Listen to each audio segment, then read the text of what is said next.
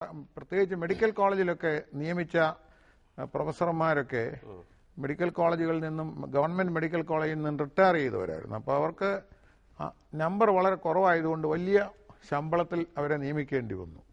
അപ്പോൾ ഇതെല്ലാം കൂടെ വരുമ്പോൾ ഇതെല്ലാം വിദ്യാർത്ഥികളിൽ നിന്ന് ഈടാക്കിയെടുക്കുക പറയുന്നതിനെ സംബന്ധിച്ചിടത്തോളം ഞങ്ങൾക്ക് അതിനോട് ആനുകൂല്യം ഉണ്ടായിരുന്നില്ല. ഞങ്ങൾ അതുകൊണ്ട് UGCയുടെ സ്കെയിലാണ് നിങ്ങൾക്ക് അവർക്ക് കൊടുക്കാൻ ന്യായമാണെന്നുള്ള ഒരു വിശ്വാസത്തിലാണ് ഞങ്ങൾ അങ്ങനെ എല്ലാം പല പല കാര്യങ്ങൾ കണക്കിലെടുത്താണ് ഫീസ് നിശ്ചയിച്ചത്. ആ ഫീസ് കൊണ്ട് തന്നെ റെക്കറിംഗ് എക്സ്പെൻഡിച്ചർ നടക്കും എന്നുള്ള പൂർണ്ണ വിശ്വാസം ഇന്നും ഉണ്ട്.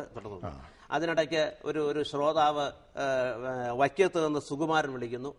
ഹലോ ഹലോ ആ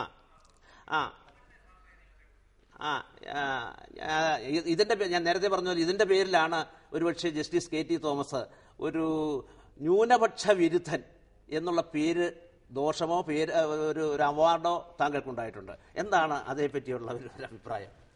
ഈ ന്യൂനപക്ഷ വിരുദ്ധൻ എന്ന് പറയുന്നത് ഞാൻ ഒരിക്കലും സമ്മതിക്കില്ലാത്ത കാര്യമാണ്. കാരണം എനിക്ക് ന്യൂനപക്ഷ സംരക്ഷകൻ എന്ന് അവകാശപ്പെടാൻ ഞാൻ ആഗ്രഹിക്കുന്ന കാരണം ന്യൂനപക്ഷങ്ങൾക്ക് വിദ്യാഭ്യാസ സ്ഥാപനങ്ങൾ നടത്തിക്കൊണ്ടു പോകുന്നതിനുള്ള പ്രത്യേക വകുപ്പുകൾ ഭരണഘടനയിൽ എഴുതി ചേർത്തത് ആ വിദ്യാഭ്യാസ സ്ഥാപനങ്ങൾ 1950 ഭരണഘടനാ ശില്പികൾ കണ്ടത് ശ്രേഷ്ഠമായ മാതൃകാ വിദ്യാഭ്യാസ സ്ഥാപനങ്ങളായിട്ടാണ്.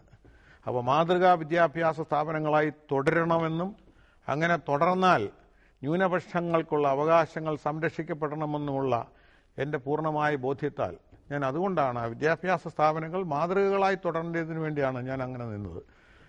വിദ്യാഭ്യാസ സ്ഥാപനങ്ങൾ നടക്കുന്നവർ ലാഭേച്ഛ ആഗ്രഹിച്ച ആളുകളെ സംബന്ധിച്ചിടത്തോളം അവർക്ക് ഒരുപക്ഷെ എൻ്റെ നിലപാട് ന്യൂനപക്ഷ വിരുദ്ധമാണ് എന്ന് പറയാൻ ഒരു അവസരം കിട്ടിക്കാണും. അതിന് ഞാൻ ഉത്തരവാദിയല്ല. അതാണ് അതിൻ്റെ ഒരു അതെ. ഇപ്പോൾ അതെല്ലാം കഴിഞ്ഞല്ലോ. ഇപ്പം പുതിയ കമ്മീഷനായി. പിന്നെ ആ കമ്മീഷന്റെ പുതുതായിട്ട് ഫീസ് തീരുമാനിച്ചു. പഴയതുപോലെ തന്നെ വിദ്യാർത്ഥി സംഘം അത് കൂടുതലാണെന്ന് പറയുന്നു.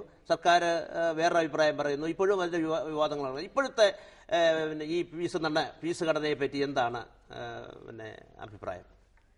ഞാൻ ഒരു യഥാർത്ഥത്തിൽ പറഞ്ഞാൽ ഞാനിപ്പോൾ ആ രംഗത്ത് നിന്ന് മാറിയത് കൊണ്ടും ഇപ്പോഴത്തെ ഫീസ് ഘടനയിൽ നിശ്ചയിക്കാനുള്ള ഘടകങ്ങൾ ഏതൊക്കെയാണെന്നുള്ളതിനെ പറ്റിയും പരിശോധിക്കാനുള്ള മെറ്റീരിയൽസ് ഒന്നും ഇപ്പം എൻ്റെ ഇല്ല. അതുകൊണ്ട് അതേ സംബന്ധിച്ചിടത്തോളം ഒരു അഭിപ്രായം ഞാൻ പറയുന്നത് ചിലപ്പോൾ തെറ്റാകാനിടയുള്ളതുകൊണ്ട് ഞാനത് പറയുന്നില്ല. ശരി.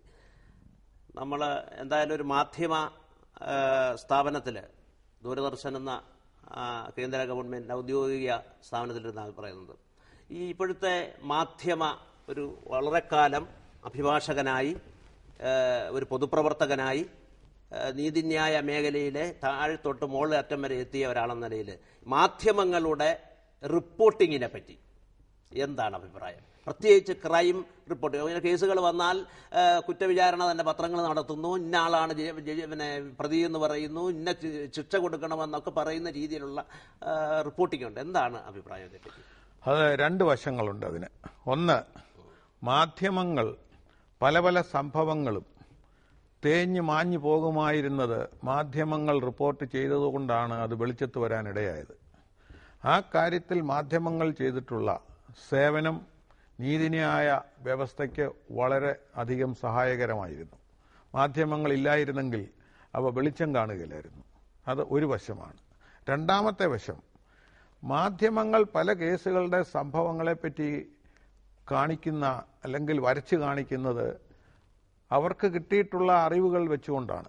അത് മുഴുവനും യാഥാർത്ഥ്യമാകണമെന്നില്ല. ആ അറിവ് വെച്ചുകൊണ്ട് നിരന്തരമായി മാധ്യമങ്ങളിൽ അത് വരുന്നതിനെ തുടർന്ന് ജനങ്ങളുടെ ഇടയ്ക്ക് ആ സംഭവത്തെപ്പറ്റി അവർ തന്നെ ഒരു വിധിയെഴുത്തിന് തയ്യാറാകുകയാണ്. ആ വിധിക്ക് അനുകൂലമല്ല കോടതിയിൽ നിന്ന് വരുന്ന വിധിയെങ്കിൽ അവർ കോടതിയെ തന്നെ പഴിക്കാനിടയുണ്ട്. അതിനേക്കാൾ കൂടുതൽ ഭയാനകമായിട്ടുള്ളത്, കോടതിയിലെ ജഡ്ജിമാർ മനുഷ്യരാണല്ലോ, അവരും ഈ മാധ്യമങ്ങൾ വായിക്കുകയും കാണുകയും കേൾക്കുകയും ചെയ്യുന്നവരാണല്ലോ. അവരുടെ മനസ്സിലും ഒരു മുൻവിധി കടന്നുകൂടാനിടയുണ്ട്. അതുകൊണ്ട് ഒടുവിൽ കോടതിയിൽ വരുന്ന തീരുമാനങ്ങൾക്ക് ആ മുൻവിധി മനസ്സിനെ സ്വാധീനം ചെയ്യാൻ ഇടയുള്ളത് കൊണ്ട് വളരെ അപകടകരമാണ്. ആ മൂന്നാമത് പറഞ്ഞ ആ വശം എടുത്തു നോക്കുമ്പോൾ ഇതാണ് മാധ്യമ വിചാരണ സംബന്ധിച്ചുള്ള ഒരു പ്രത്യാഘാതം. അത് ഗുണവുമുണ്ട്, ഈ പറഞ്ഞ ദോഷവുമുണ്ട്. നമ്മുടെ കോട്ടയത്ത് നിന്ന് തന്നെ, നമ്മുടെ തന്നെ നാട്ടിൽ നിന്ന് സാബു എബ്രഹാം എന്ന് പറയുന്ന ഒരു ശ്രോതാവ് വിളിക്കുന്നു. ജസ്റ്റിസ് കെ ടി തോമസുമായിട്ട് സംസാരിക്കാം. സാബു, സ്വാഗതം. ഹലോ. ഹലോ, തോമസാണോ? അതെ. ആണോ? അതെ സാറിന്റെ ഒരു 2-3 ജഡ്ജ്മെന്റ് ഞാൻ വായിച്ചിട്ടുണ്ടേ സാറേ. കേൾക്കാമല്ലോ. എനിക്കിപ്പോ ഇത് കാണത്തില്ല, ഞാൻ ഇത് തിങ്കളാഴ്ച എനിക്ക് കാണാൻ പറ്റുള്ളൂ കേട്ടോ സാറേ. സാർ ഈ അടിയന്തരാവസ്ഥക്കാർക്ക് സാർ അടിയന്തരാവസ്ഥക്കാലത്തൊക്കെ സാറിന് ഒരു ജഡ്ജായിട്ട് ഇരുന്നാണല്ലോ. അല്ലല്ല, അടിയന്തരാവസ്ഥ കഴിഞ്ഞ കാര്യം പറഞ്ഞാൽ മതി. അല്ല, ഈ അടിയന്തരാവസ്ഥ കാലത്തില് സാറേ എന്നാന്നറിയോ, അടിയന്തരാവസ്ഥ സാറൊക്കെ ഒരു ജഡ്ജ്മെന്റ് ആയിരിക്കും. ഇവിടെ ഞങ്ങളുടെ ഈ കോട്ടയം ജില്ലയിൽ തന്നെ ഇന്നലെ ഒരു സ്ത്രീയുടെ തലക്കടിച്ച് മോഷണമൊക്കെ ഇങ്ങനെയൊക്കെ ഇവരെയൊക്കെ വെറുതെ വിടുന്നതിനാണ് സാർ തന്നെ. ഈ സാറ് ലോ ആയിട്ട് സാറ് സംസാരിക്കുന്നത്, ലോ ആയിട്ടല്ലേ സാറ് നിങ്ങളുടെ ഹലോ ഹലോ പറഞ്ഞേ, മറുപടി പറയും. ആണോ സാറേ? ഇതെല്ലാരും വെറുതെ വിടുന്നുണ്ട് മറുപടി പറയും. ഈ കോടതികൾ പ്രതികളെ വെറുതെ വിടുന്നു എന്നുള്ളതിനോട് ഞാൻ യോജിക്കുന്നില്ല. കോടതികൾ ശിക്ഷിക്കേണ്ട കേസുകൾ ശിക്ഷിക്കാതെ വിടുന്നെങ്കിൽ മാത്രമേ അതിനകത്ത് തെറ്റുള്ളൂ. വെറുതെ വിടേണ്ട കേസുകൾ ധാരാളം കോടതിയുടെ മുമ്പാകെ വരാറുണ്ട്. അവ ശിക്ഷിക്കപ്പെട്ടെങ്കിൽ അതിനേക്കാൾ കൂടുതൽ